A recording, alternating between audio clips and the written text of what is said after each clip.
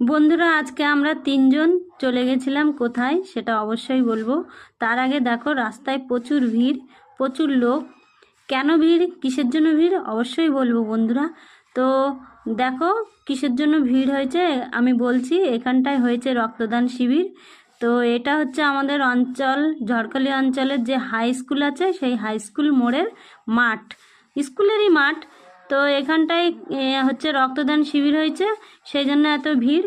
তো যেসব বন্ধুরা রক্তদান করেছে সেই সব বন্ধুরা কিন্তু পেয়ে গেছে দুটো করে চেয়ার।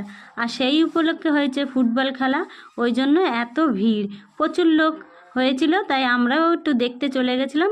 তারপরে দেখছিলাম যে কত দোকান বসেছে। তারপরে তিনজন মিলে চলে গেলাম এই দোকানটায়, দাদা ভাই, আমি আর আমার ছেলে। তারপরে দেখছিলাম যে স্যান্ডউইচগুলো কেমন বানিয়েছে এই দিদিভাই। তো স্যান্ডউইচটা একটু খেয়ে টেস্ট করে দেখছিলাম যে দেখো কেমন হয়েছে। আমি একটু মুখে দিলাম, তারপরে দেখো দাদাভাইও খাচ্ছে, দাদাভাই খেয়ে দেখবে যে কেমন হয়েছে।